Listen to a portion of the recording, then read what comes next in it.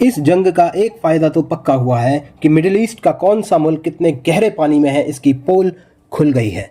Iran चुन चुन कर सबको आजमा रहा है और सबकी हवा निकाल भी रहा है। लेकिन अब ईरान ने जो किया है ना, वो इस पूरे बवाल का सबसे सुकून देने वाला पल है। यहाँ तक कि अमेरिकन फोर्सेस भी दबी जुबान में कह रही हैं कि भाई सही सबक सिखाया है इस खलीफा को, क्योंकि तुर्की कुछ ज़्यादा ही हवा में उड़ रहा था। अपने आप को दुनिया का दादा और मिडिल ईस्ट का पुलिसमैन समझ रहा था। तुर्की के राष्ट्रपति अर्दोगान तो खुद को खलीफा ही मान बैठे हैं। ईरान ने महज 1 घंटे के भीतर इनकी सारी हेकड़ी और हवा निकाल कर रख दी है।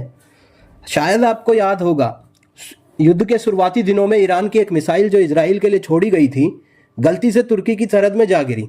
वो इलाका खाली था तो कोई नुकसान नहीं हुआ और ईरान ने सॉरी बोलकर बात रफा दफा कर दी। लेकिन अर्दोगान साहब का खलीफा वाला ईगो जाग गया। वो खुद को अमेरिका के राष्ट्रपति के बराबर समझने लगे।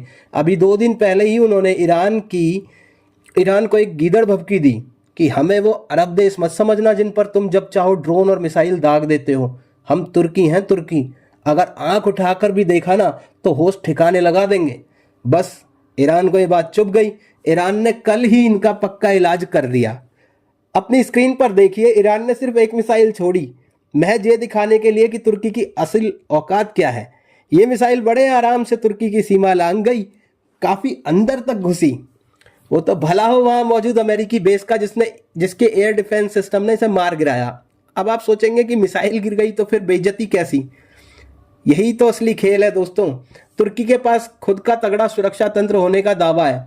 आपको जानकर ताज्जुब होगा कि भारत के पास जो S-400 है वही तुर्की के पास भी है। लेकिन करोड़ों के इस तामझाम के बावजूद तुर्की उस इकलौती मिसाइल का सुराग तक नहीं लगा पाया। अगर वहाँ अमेरिका के पैट्रियट सिस्टम तैनात नहीं होते तो वो मिसाइल तुर्की के किसी शहर की धज्जियाँ उड़ा चुकी होती।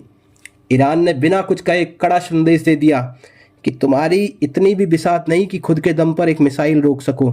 हमें क्या खाक धमकी दोगे? तुम तो बस अमेरिका के सबसे बड़े पिछलग्गू हो मिडिल ईस्ट में। यकीन मानिए, इस हमले के बाद से अर्दोगान के मुंह से एक लफ्ज़ नहीं निकला है। ईरान ने उनकी जो जग हसाई की है ना, उसके बाद उनके पास शब्द ही नहीं बचे। खुद को सुपर पावर दिखाने के चक्कर में वो अपने घर की हिफाजत करना ही भूल गए।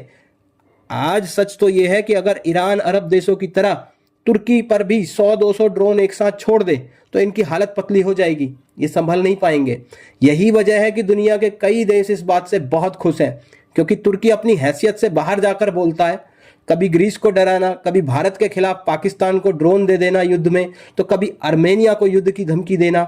इसने अपने हर पड़ोसी की नाक में दम कर रखा है। ईरान का यह एक प्रहार एक तगड़ा झटका है। इसने तुर्की को आईना दिखा दिया है। अब उम्मीद है कि इस जिल्लत के बाद अर्दोगान साहब अपनी हद में रहकर बात करेंगे, क्योंकि अगर वो अब भी नहीं सुधरे तो अगली बार ईरान कोई एक मिसाइल नहीं बल्कि मिसाइलों का पूरा बराज भेजेगा। तब बचाने के लिए शायद अमेरिका भी ना आए। तो युद्ध के इस तुर्की और ईरान वाले मोर्चे पर क्या घटित हो रहा है, पल पल की खबरों के लिए मोर्चे पे डटे रहिए। मोर्चे को सब्सक्राइब कीजिए, लाइक कीजिए, व्यू कीजिए और ज़्यादा से ज़्यादा कमेंट कीजिए। धन्यवाद।